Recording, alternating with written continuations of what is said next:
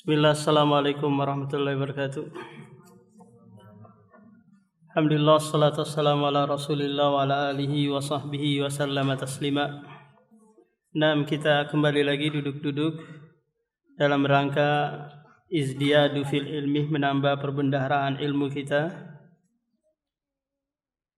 Karena inilah yang akan membuat kita istiqomah dalam menjalankan ketaatan kepadanya.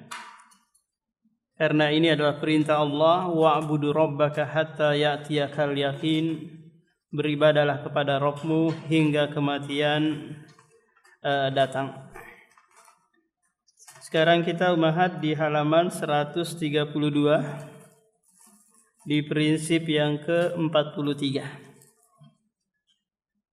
Judulnya adalah tiada ampunan bagi orang-orang kafir yang mereka meninggal di atas kekafiran. Kata Imam Ahmad bin Hanbal, wa man laqiyahu min kafirin azzabahu wa lam yaghfir lahu. Barang siapa yang menjumpai Allah min kafirin, dari kalangan orang-orang kafir, maka dia akan mengazabnya dan tidak mengampuni dosa-dosanya. Kata penulis, kata pensyarah, kekafiran diartikan dengan mengingkari rububiyah atau menyekutukan uluhiyah. Jadi orang kafir mereka melakukan dua hal. Yang pertama adalah kazzaba, yang kedua tawalla. Kazzaba maknanya adalah mendustakan apa yang datang dari Allah dan Rasulnya. Yang kedua, tawalla, yaitu berpaling dari setiap perintah dan larangan. Jadi kafir ketika disebutkan secara tersendiri, maka itu masuk di dalamnya orang musyrik, orang majusi, orang-orang yang menyembah matahari, pohon, batu, dan yang lainnya. Tapi kalau disebutkan bersamaan antara kafir dengan musyrik, maka kafir adalah mereka yang beragamakan samawiyah, yaitu Yahudi dan Nasara. Adapun musyrik mereka yang tidak memiliki dasar dari samawiyah, dari langit. Allah berfirman di dalam surah Al-Bayyinah ayat 6, yang Allah membedakan antara kafir dengan musyrik. Innal ladzina kafaru min ahlil kitabi wal musyrikina. Sesungguhnya orang-orang kafir dari kalangan ahlul kitab, yaitu Yahudi dan Nasara, wal musyrikin, dan orang-orang musyrik. Di ayat yang lain Allah Subhanahu wa taala menyamakan antara musyrik dengan kafir. Yaitu tak kala Abu Jahal dan konco-konconya menawarkan toleransi kepada Nabi Muhammad untuk beribadah setahun-setahun ganti-gantian. Orang musyrik beribadah kepada Tuhan Muhammad selama setahun, nanti kaum muslimin beribadah kepada patung-patung mereka selama setahun juga. Maka Allah menurunkan surah Al-Kafirun sebagai bentuk penolakan yang keras terhadap usulan mereka. Qul ya ayyuhal kafirun la a'budu ma ta'budun. Coba lihat, yang datang ini orang-orang musyrik, tapi Allah menyebut mereka sebagai orang-orang kafir. Karena orang-orang kafir, orang-orang musyrik juga meyakini sebagian rububiyah Allah Subhanahu wa taala.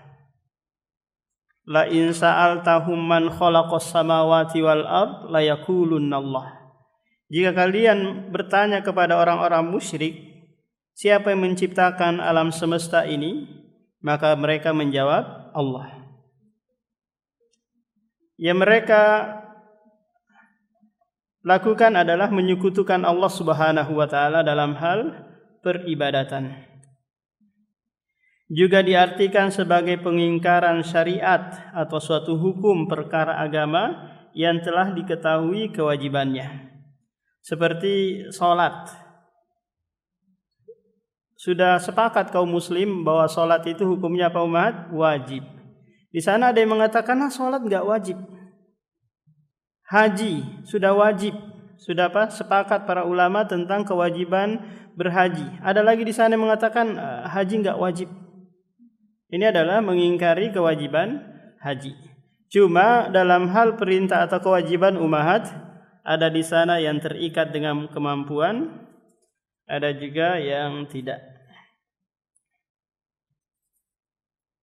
Kalau ada ummahat yang mengingkari syariat poligami, ummahat, poligami itu enggak disyariatkan oleh Allah Subhanahu wa taala, maka orang ini bisa terjatuh kepada kekafiran karena mengingkari sebagian dari syariat. Kalau dia bilang saya enggak mau dipoligami, itu hak dia. Tapi kalau mengingkari syariat, maka ini yang bahaya. Bainal abdi wa bainal kufri tarkus shalah. Antara hamba mukmin dan hamba kafir, perbedaan mereka adalah tarkus shalah. Jadi kalau hamba mukmin atau hamba muslim meninggalkan salat, ini sama juga dengan orang kafir meninggalkan salat. Juga dalil lain, oleh karena itu jika orang kafir mati dalam kekafiran seperti syirik, menghujat risalah kenabian atau Al-Quran, mengingkari adanya hari kebangkitan dan lainnya, maka ia dihukumi dengan kekalahan di neraka dan diazab di akhirat. Jadi orang-orang dihukumi nanti dengan kafir, kekal di dunia, kekal di neraka. Itu kalau apa ummahat? Kalau dia mati di atas kekafiran. Tapi kalau sekiranya dia sempat bertobat, contoh dia selama 60 tahun dia berada di atas kesyirikan, berada di atas kekafiran. Sehari dia mau meninggal, dia bertobat, maka dia dihukumi apa ummahat? Muslim. Dihukumi muslim, bukan lagi mu'allaf, tapi dia seorang muslim. Karena mu'allaf itu mereka yang masih ditarik hatinya untuk masuk ke dalam Islam. Allah berfirman, innal ladzina kafaru wa matu wa hum kuffar fala yuqbala min ahadim mil'ul ardi dhahaba wal iftada bih ulaika lahum adzabun alim wa ma lahum min nasirin. Sesungguhnya orang-orang kafir dan mati di atas kekafiran barulah dapat balasan yang disebutkan. Tapi kalau dia sempat bertobat, maka balasan ini tidak dikenakan kepada mereka. Kematian mereka diisyaratkan berada dalam kekafiran, disyaratkan berada dalam kekafiran. Sehingga hal tersebut menunjukkan bahwa siapa yang mati dalam keimanan akan diampuni kekufurannya.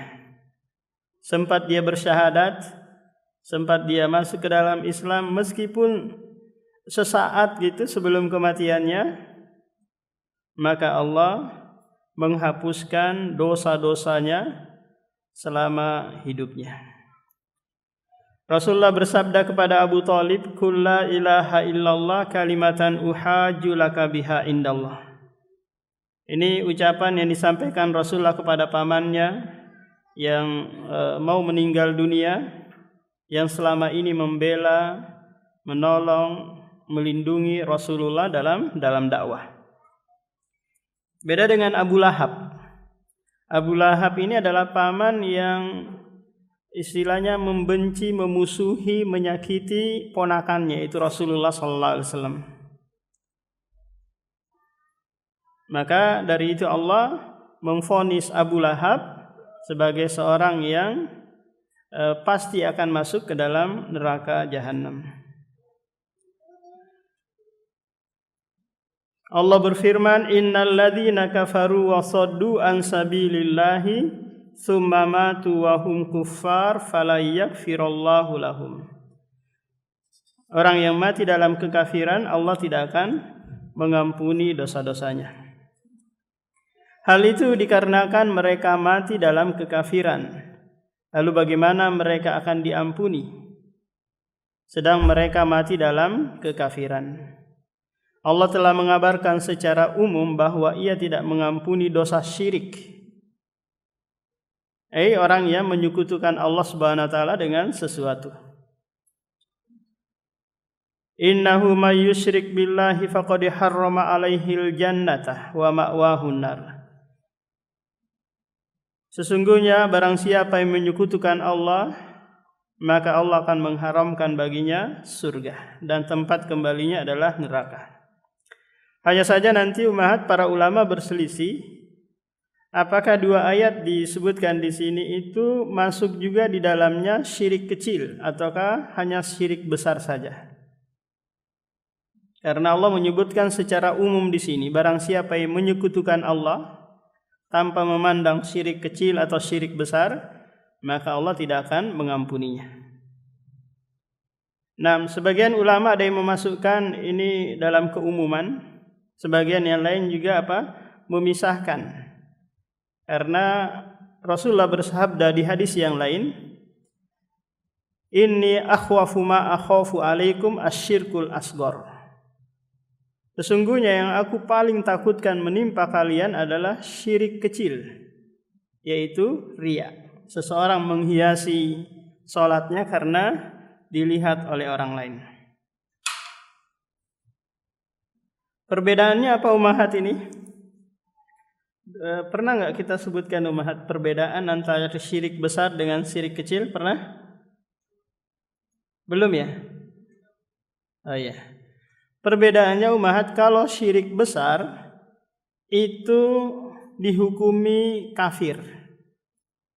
Dihukumi apa? Dihukumi kafir. Pelaku syirik kecil masih dihukumi apa? Seorang mukmin. Ini perbedaan yang pertama. Perbedaan yang kedua, pelaku syirik besar itu dihapus seluruh amalan solehnya semasa dia hidup. Amal-amalan soleh yang dia lakukan seperti haba'am mansura, debu yang berterbangan, tidak dianggap oleh Allah. Pelaku syirik kecil hanya dihapus dosa, hanya dihapus amalan yang dihinggapi syirik kecil saja atau riya tadi.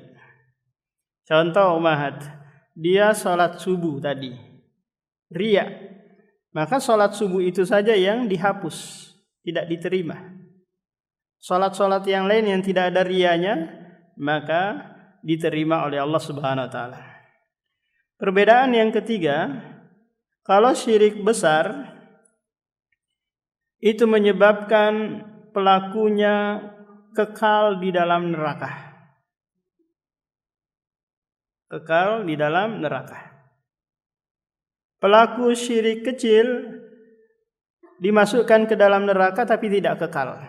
Suatu saat nanti Allah akan mengeluarkannya dia kalau dosanya sudah selesai dibersihkan. Yang terakhir, perbedaan yang terakhir, pelaku syirik besar itu diberlakukan sebagaimana layaknya orang kafir.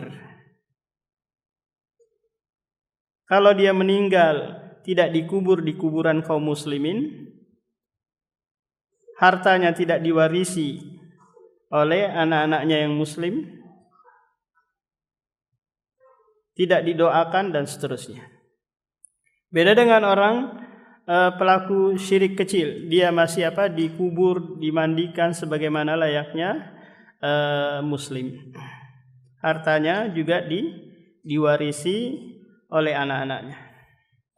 Ini ummahat empat perbedaan antara syirik kecil dan syirik besar. Maka kata penulis di sini, semoga yang dimaksud adalah syirik akbar. Paham? Semoga yang dimaksud adalah syirik akbar, syirik besar. Penulis atau pensyarah lebih condong bahwa ayat di atas itu ditujukan hanya untuk syirik-syirik besar. Sementara ulama yang lain memasukkan syirik besar dan syirik kecil masuk di dalam dua ayat di atas. Sehingga semua yang disebutkan di atas menunjukkan besarnya dosa, kekafiran dan kesyirikan. Wallahu a'lam.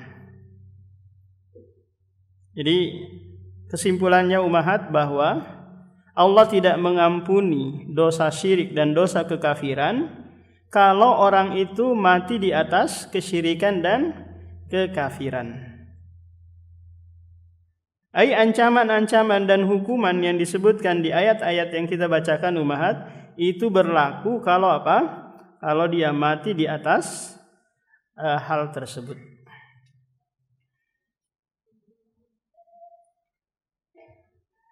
Nah, kita beralih ke prinsip yang ke-44.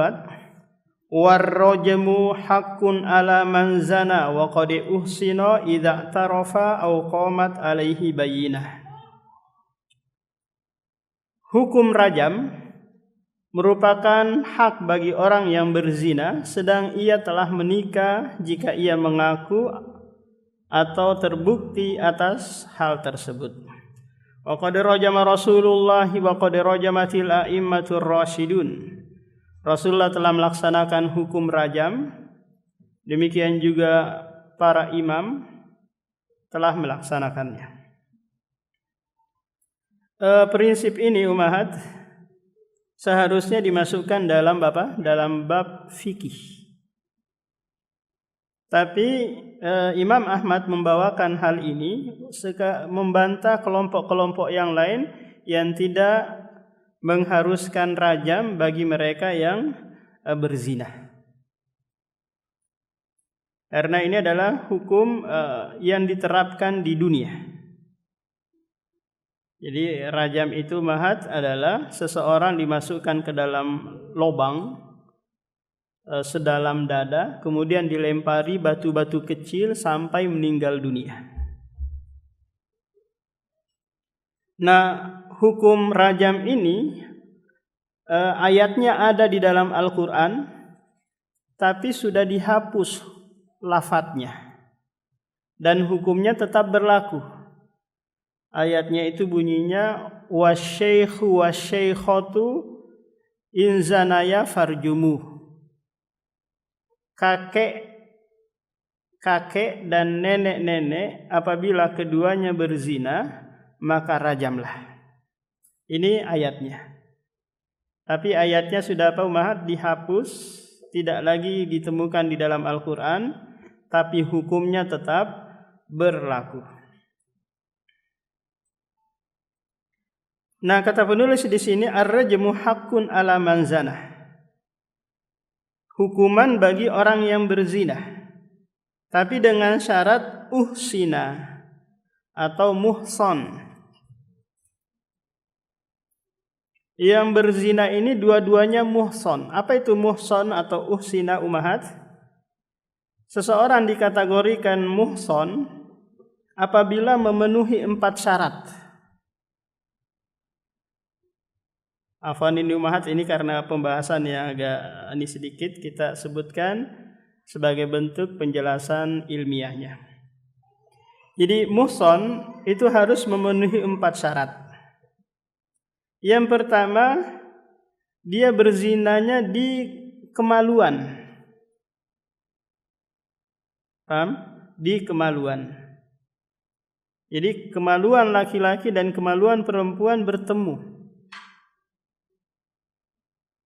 Dan gayung masuk ke dalam sumur, tidak hanya di luar saja. Paham umahat? Ini syarat yang pertama. Kalau dia di dubur, maka ini tidak dihukumi rajam. Kalau dia berzinanya di dubur. Ini syarat yang pertama. Syarat yang kedua, dia melakukan perzinaan tersebut sudah menikah. Sudah menikah. Dalam artian suami selingkuh atau si istri selingkuh, atau suami di sini sudah cerai tapi dia berselingkuh dengan perempuan lain. Statusnya dia Ummahat? Sudah menikah dengan pernikahan yang sah. Apakah masih ada pasangannya atau sudah status janda atau duda? Nah, karena nanti kalau sekiranya ada dua sejoli gitu, pemuda-pemudi berhubungan badan, maka tidak dirajam. Kenapa? Karena keduanya belum menikah. Hanya nanti Ummahat diapain? Dicambuk 100 kali, kemudian diasingkan ke IKN selama setahun. Karena masih sepi di sana Ummahat ya.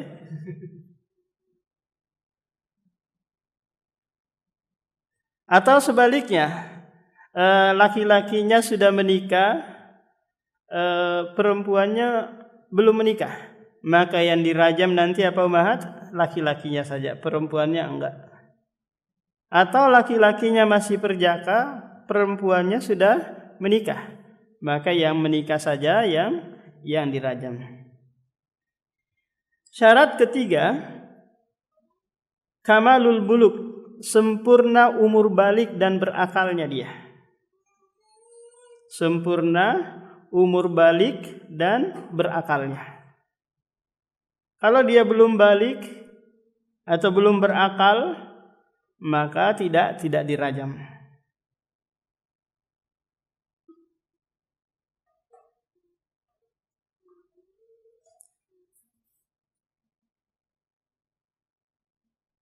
Nah, kemudian yang keempat, syarat yang keempat, kedua-duanya harus sempurna dalam hal balik dan akal tadi Ummahat. Kalau sekiranya laki-lakinya sudah balik dan berakal, tapi si perempuannya masih di bawah umur, maka tidak ditegakkan rajam. Nah, ini 4 syarat dikategorikan Ummahat? Muhsan. Karena nanti hadis-hadis Rasulullah mensyaratkan seseorang yang berzina itu dirajam kalau dia muhsan. Nah, kapan seseorang itu dirajam kalau memenuhi syarat ini? Dan 3 syarat berikutnya lagi Ummahat. Yang pertama, orang yang berzina tadi datang mengakui bahwa dia telah berzina. Si laki-laki atau si perempuannya datang mengaku ke pemimpin bahwa keduanya telah berzina, ingin mensucikan diri mereka dari perbuatan tersebut. Sebagaimana Ma'is dan Al-Ghamidiyah datang kepada Rasulullah. Yang kedua,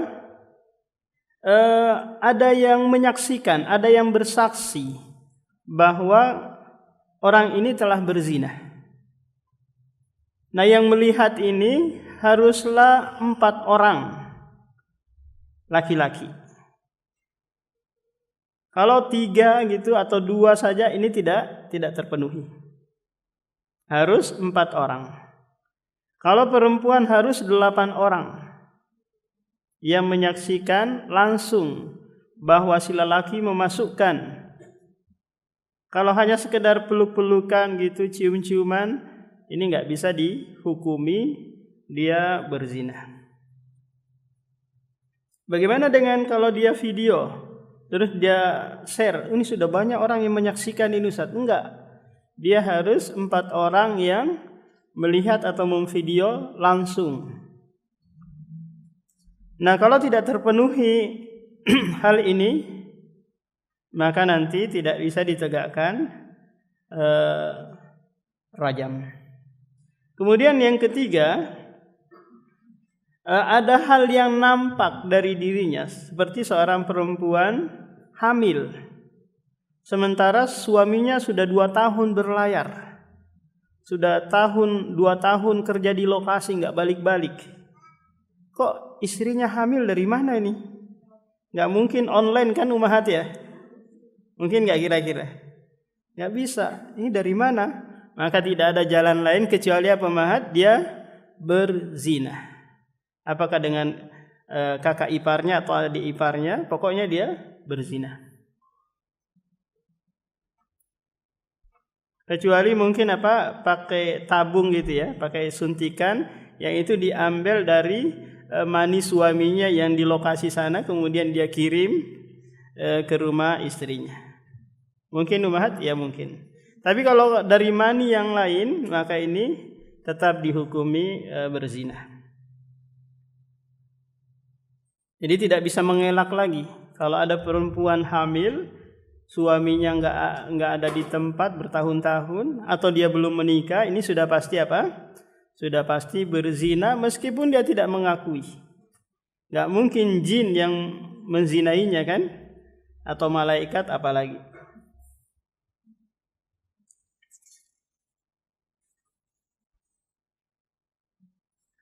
Coba lihat di catatan kaki itu, Rasulullah bersabda, "Khudhu anni, qad ja'alallahu lahum sabila al-bikru bil bikri jaldu mi'atin wa nafyu sanah.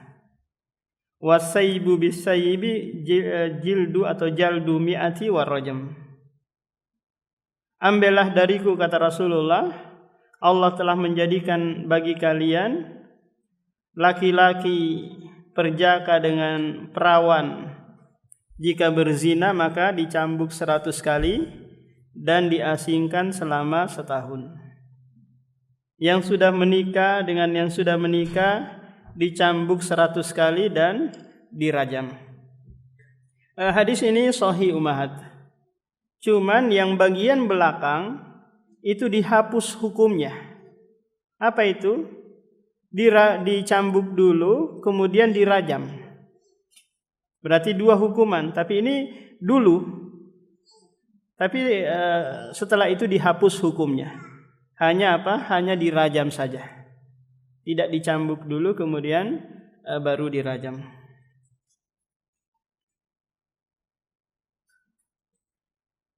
Di hadis yang lain, la yahillu damu imri'i muslimin illa bi'idda salasin. Tidak halal menumpahkan darah seorang muslim kecuali dengan salah satu dari 3 sebab. Rajulun zana ba'da ihsanihi, seseorang berzina setelah dia ihsan, maka fa'alaihi rajmu, hendaknya dia apa? Merajam.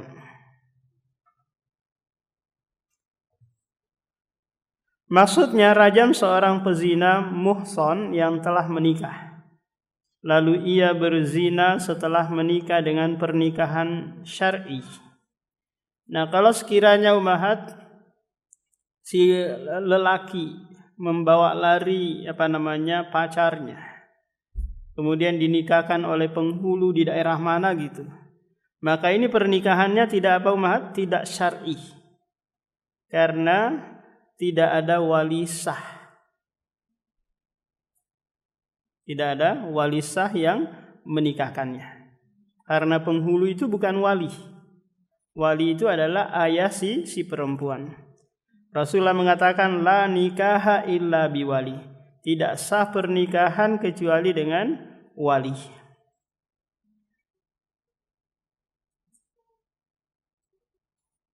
Dan telah berjima dengan istrinya. Rajamnya sabit tetap dalam as-sunnah dan disebutkan berulang kali dalam hadis. Sehingga barang siapa yang mengingkarinya maka ia telah mengingkari sunnah yang maklum, yang telah diketahui. Hal tersebut juga telah diingkari oleh Khawarij yang mengatakan bahwa mereka tidak mengetahuinya kecuali segala sesuatu di dalam Al-Quran. Mereka mengatakan dalam Al-Quran tidak ada terdapat hukum rajam. Padahal ada. Cuma lafadznya tidak ada. Karena di dalam Al-Quran itu ummahat ada yang hukumnya tidak ada, lafadznya juga tidak ada. karena sudah dihapus kedua-duanya. Seperti apa Mahat? Seperti rodoah 10 kali persusuan. Dulu pernah ada, dihapus hukum dan lafadznya sehingga menjadi apa? Menjadi 5 saja, 5 kali persusuan baru dianggap mahromiyah. Yang kedua, lafadznya enggak ada, hukumnya ada. Lafadznya ada, hukumnya ada, yaitu ayat rajam. Kemudian yang ketiga, lafadznya ada, hukumnya enggak ada. Lafadznya ada, hukumnya enggak ada. Yaitu tentang orang yang berperang melawan 10 lawan 200. Ini sudah tidak diberlakukan lagi hukumnya, tapi lafadznya tetap ada di dalam Al-Quran.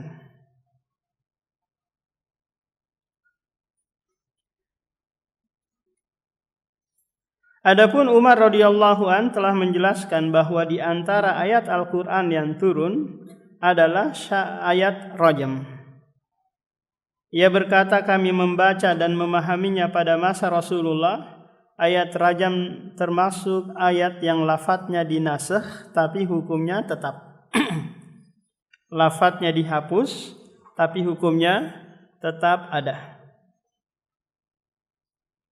Oleh karena itu kita meyakini bahwa rajam bagi muhsan termasuk perkara as-sunnah dengan merajamnya sampai mati. Jika terdapat bukti atau pengakuan zina sebanyak 4 kali. Kita tahu bahwa wanita Gomidia yang datang kepada Rasulullah mengaku berzina. Dan dia dalam keadaan hamil. Maka Rasulullah menyuruh dia pulang lagi lah sampai melahirkan. Ketika dia sudah selesai melahirkan, datang lagi dia membawa bayinya yang masih merah gitu kepada Rasulullah. Rasulullah, saya sudah melahirkan. Kata Rasulullah, kamu pulang dulu, kamu susuin dia sampai selesai menyusui. Dia susuilah selama 2 tahun. Setelah itu datanglah dia sambil membawa anaknya. Wahai Rasulullah, saya sudah selesai menyusui, rajam saya. Kata Rasulullah, kalau kamu dirajam, siapa yang mengurusi anakmu? Lantas Rasulullah mencari seorang sahabat yang menjadi orang tua asuh dari anak ini. Akhirnya dapat. Kemudian perempuan tersebut digalikan lubang dan dimasukkan ke dalam lubang, kemudian dilempari batu kecil-kecil sampai mati. Khalid bin Walid yang ikut merajam wanita ini kena percikan darah ke wajahnya. Dan Khalid melaknat wanita ini. Kata Rasulullah, jangan engkau melaknatnya. Seandainya taubatnya itu dibagikan kepada 70 pelaku riba di Madinah ini, niscaya sudah mencukupi. Dia tulus dalam taubatnya sehingga Allah mengampuni dosa-dosanya. Bisa jadi seorang mengatakan, kenapa Imam Ahmad memasukkan bab rajam dan hukum membunuh pencuri dalam artikel yang membahas permasalahan akidah, padahal ini adalah permasalahan fikih dan tidak membahas tentang asma dan sifat misalkan. Kita menjawab di awal ia telah mencukupkan pembahasan dengan berpegang teguh pada Al-Quran dan As-Sunnah. Jadi Al-Quran dan Sunnah sudah mencakup pembahasan fikih, nama-nama dan yang lainnya. Secara global hal ini tersebut telah mencakup bab iman, asma wa sifat serta bab semisalnya. Sepertinya ia juga meletakkan artikel ini pada perkara yang tampak, di mana hal tersebut lebih dekat pada aplikasi amal. Oleh karena itu ia mendatangkan segala sesuatu yang masuk dalam permasalahan aplikasi amal serta menambahkan bab rajam dan semisalnya. Jadi catatannya Umahat bahwa terkadang ulama yang menulis dalam bab akidah memasukkan sebagian pembahasan fikih itu karena adanya kelompok-kelompok sesat yang mengingkari fikih tersebut. Seperti terkadang memasukkan bab mashu al-khuffain, mengusap khuf. Ini kan bab toharoh. Tapi dimasukkan dalam permasalahan akidah karena orang Syiah mengingkari hal tersebut.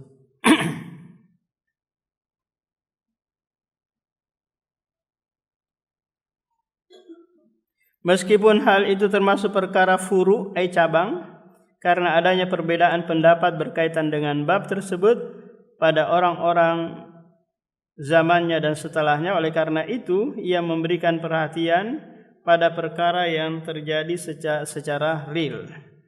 Mayoritas orang yang menulis risalah akan memperhatikan dengan perkara yang menjadi perselisihan penduduk pada masanya. Prinsip yang ke-46, larangan mencela para sahabat. Wa man intaqasa ahadan min ashabi Rasulillah aw abghadahu bihadatsin kana minhu aw dzakara masawiyahu kana mubtadi'an hatta yatarajjama alaihim jami'an wa yakunu qalbuhu lahum salima. Barang siapa yang mencela salah seorang sahabat Rasulullah atau membencinya karena suatu kesalahan darinya atau menyebut kejelekan-kejelekannya, maka ia adalah seorang mubtadi sampai ia menyayangi mereka semua dan hatinya bersih dari sikap membenci atau mencela mereka. Kita tahu bersama umahat bahwa sahabat itu adalah manusia yang tidak luput dari kesalahan. Ada di antara mereka membunuh, berzina, minum khamar, dan yang lainnya. Tapi kesalahan mereka lebih sedikit dibandingkan kebaikan yang begitu banyak. Cukuplah keutamaan mereka menjadi sahabat Rasulullah di saat senang maupun di saat susah. Ini kedudukan dan keutamaan yang luar biasa yang itu tidak didapati oleh orang-orang yang datang setelahnya.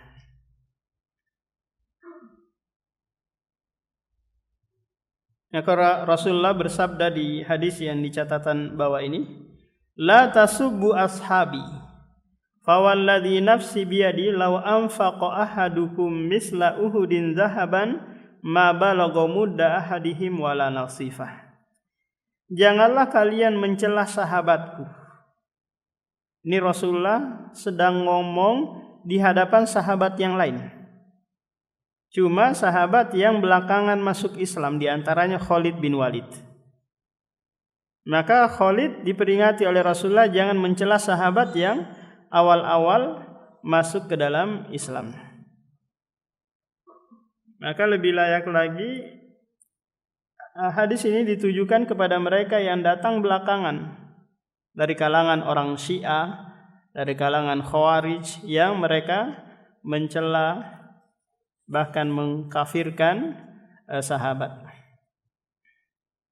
Beliau bersabda, barang siapa yang mencela salah seorang sahabat, yaitu menyebutkan kecelaan, keburukan atau semisalnya, semua itu dianggap telah melakukan kebid'ahan dan melanggar kehormatan para sahabat.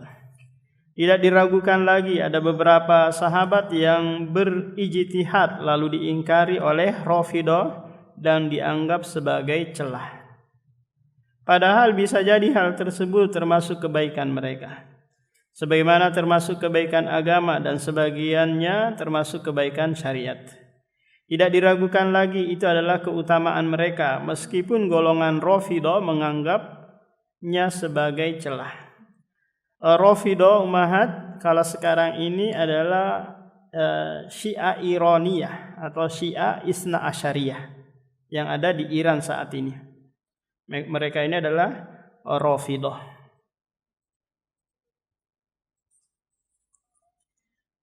Syekhul Islam juga telah menjelaskan dalam Aqidah Al-Wasithiyah bahwa sesuatu yang diriwayatkan dari sahabat dalam perkara ijtihadiyah seperti dalam permasalahan Ali bin Abi Thalib dengan Muawiyah bin Abi Sufyan. Ya, mereka masing-masing berijtihad. Ali menganggap bahwa cari dulu pembunuh, angkat dulu pemimpin pengganti Utsman, baru dicari pembunuh Utsman. Muawiyah berijtihad dengan apa? Cari dulu pembunuhnya, baru diangkat pemimpin. Akhirnya terjadilah perselisihan yang besar di antara dua kubu yang besar, yaitu kubu Ali dan kubu Muawiyah. Ali menguasai daerah Irak dan sekitarnya, kemudian Muawiyah menguasai daerah Syam dan sekitarnya. Sehingga terjadilah perang besar di daerah Siffin yang sampai menewaskan beberapa sahabat, di antaranya adalah Ammar bin Yasir. Adapun yang benar adalah para sahabat beruzur di dalamnya. Bisa jadi para sahabat berijtihad dan ijtihad mereka benar, atau bisa jadi mereka berijtihad dan ijtihad mereka salah. Kita tahu mahat bahwa yang salah dalam perang Siffin itu adalah Muawiyah. Yang benar adalah Ali bin Abi Thalib. Karena Rasulullah sudah memberikan isyarat bahwa Ammar ini akan dibunuh oleh fi'atu bagi, kelompok yang salah. Nah, sementara Ammar bin Yasir ini berada dalam kubu Ali bin Abi Thalib. Tapi Allah tetap memberikan pahala bagi Muawiyah karena dia melakukan hal tersebut berdasarkan ijtihadnya, kesungguhannya dalam mencari kebenaran.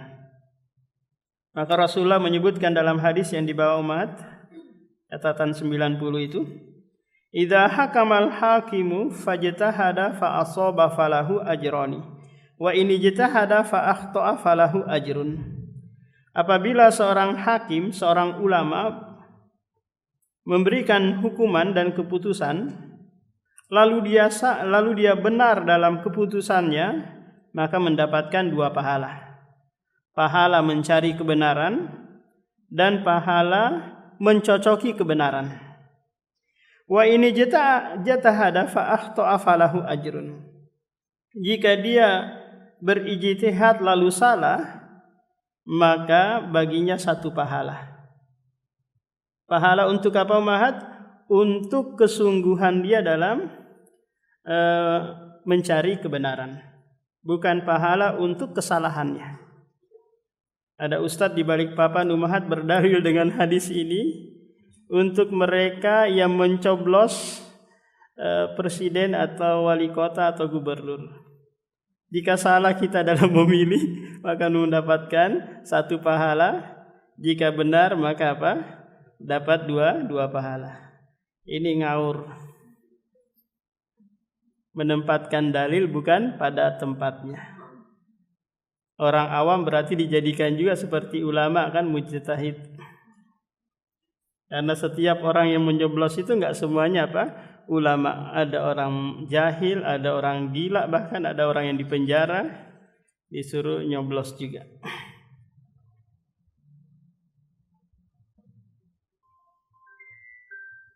Nah, prinsip yang ke-47,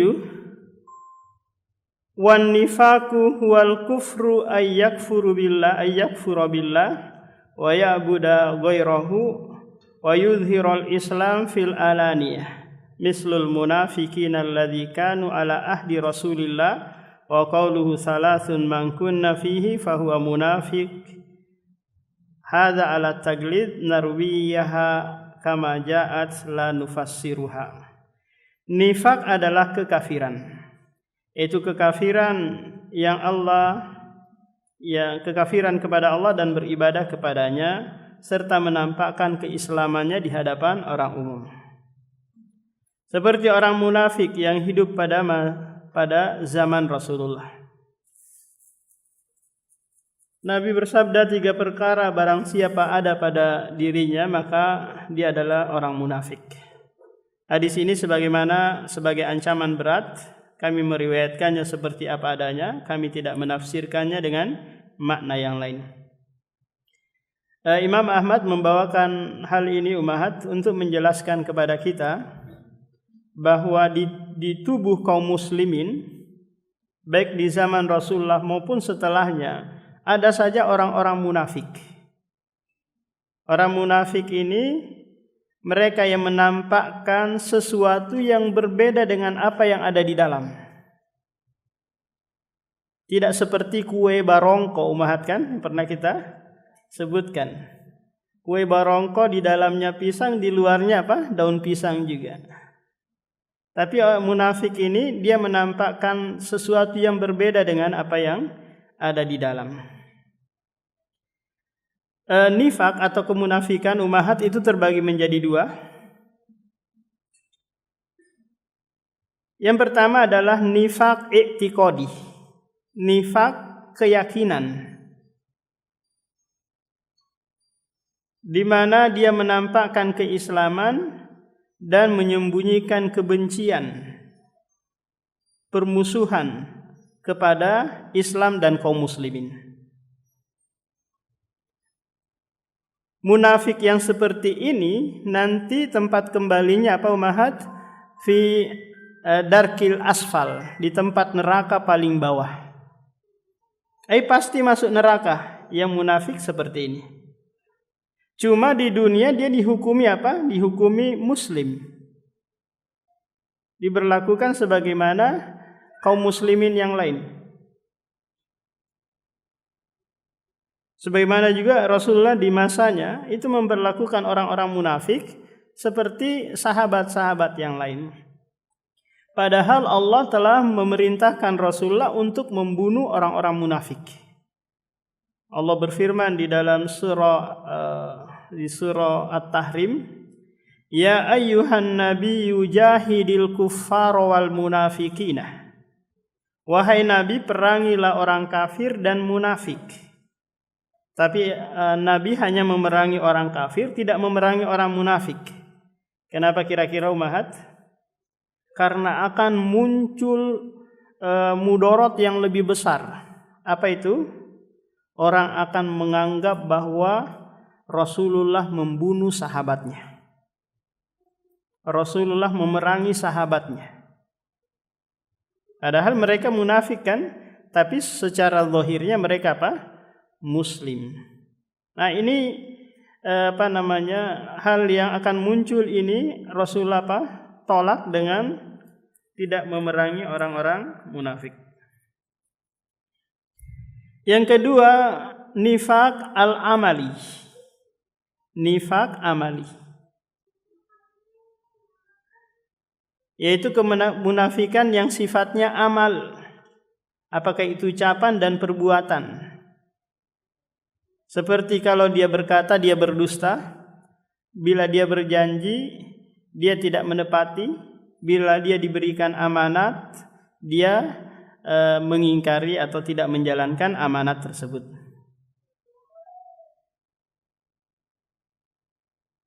Apa yang dia ucapkan tidak sesuai dengan kenyataan.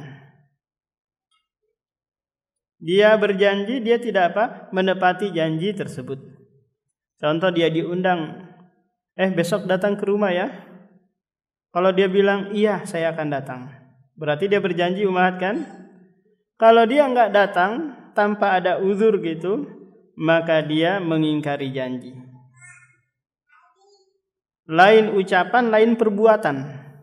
Ucapannya akan datang tapi perbuatannya tidak menepati. Tapi kalau dia bilang insya Allah, tapi tidak ada penghalang, dia enggak datang, maka dia tetap dihukumi ingkar janji. Nah, kalau dia tidak bisa karena ada uzur, nanti dia infokan kepada orang yang tadi bahwa saya afwan enggak bisa datang. Munafik adalah orang yang dalam usul menampakkan keislaman dan menyembunyikan kekafirannya. Coba perhatikan itu umahat di surah Al-Baqarah. Dari ayat pertama hingga ayat kelima, Allah menyebutkan ciri-ciri orang mukmin, orang muslim. Ayat ke-6 hingga ayat ke-7 ini menyebutkan tentang ciri-ciri orang kafir. Tapi mulai dari ayat ke-8 hingga ayat ke-19 gitu, ini menyebutkan ciri-ciri orang munafik. Banyak sekali kan ayatnya. Kenapa nih ayat menjelaskan ciri-ciri orang munafik banyak? Beda dengan orang kafir. Karena orang munafik itu mahat musuh dalam selimut. Susah dikenali. Menusuk, merusak dari dalam. Merusak dari dalam. Maka Allah panjang lebar membahas ciri-ciri mereka. Mulai dari ayat wa minan nasi may yaqulu amanna billahi wal yaumil akhir wa ma hum bimumin. Yukhadi'una Allah, mereka menipu Allah padahal mereka menipu diri mereka sendiri.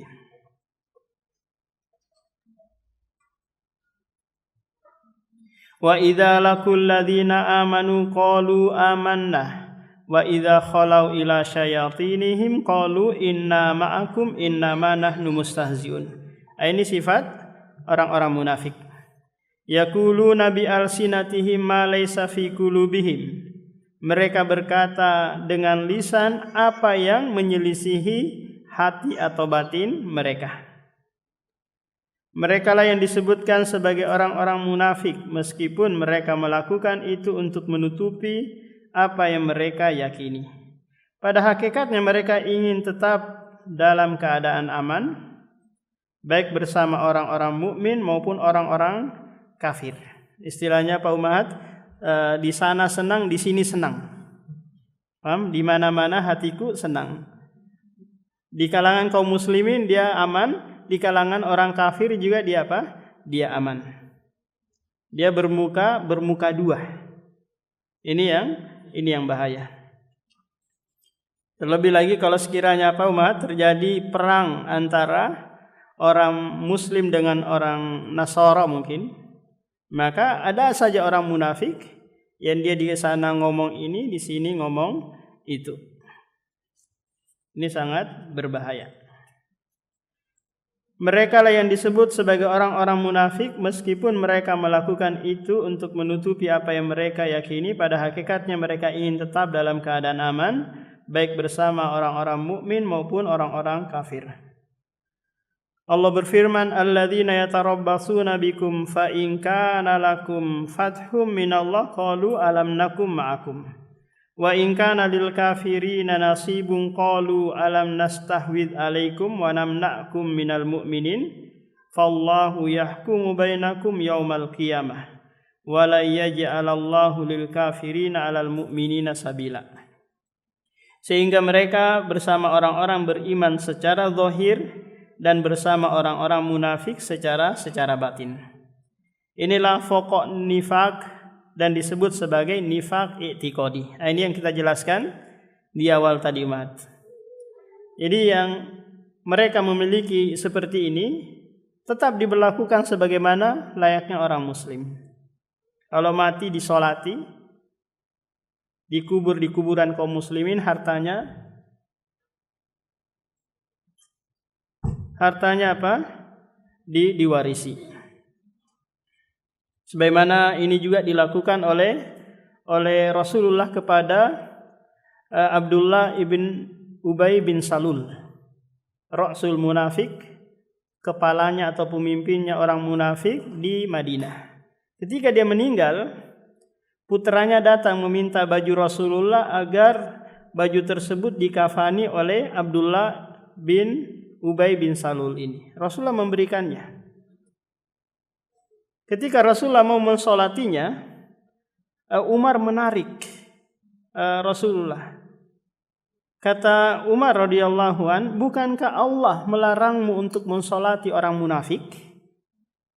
Ada dalilnya di dalam Al-Quran. Kata Allah, fala tusalli ala ala mata ahadin. Janganlah engkau mensolati orang yang mati dari kalangan orang-orang munafik.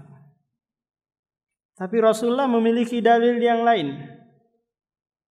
Atau Rasulullah berdalil dengan firman Allah juga, jika kalian memintakan ampun atau tidak untuk orang-orang munafik, meskipun sampai 70 kali Allah tidak akan mengampuni mereka. Maka kata Rasulullah, aku berada dalam dua pilihan, mau memintakan ampun atau tidak. Akhirnya apa? Rasulullah tetap mensolati orang munafik ini. Adapun nifak amali sebagaimana yang disebutkan dalam hadis arba'um man kunna fihi kana munafiqon khalisa. Ayatul munafik salasah. Ciri-ciri kemunafikan ada 3, yaitu siapa yang berkata dia berdusta meskipun bersenda gurau, siapa yang berjanji dia tidak menepati, dan siapa diberi amanat dia berkhianat.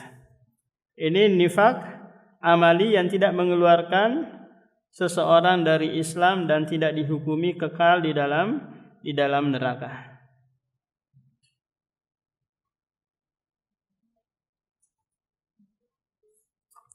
Nah, mungkin sampai sini saja Umahat. Insyaallah kita satu kali pertemuan lagi dan menyelesaikan kitab ini. Demikian subhanakallahumma wa bihamdika asyhadu an la ilaha illa anta astaghfiruka wa atubu ilaik.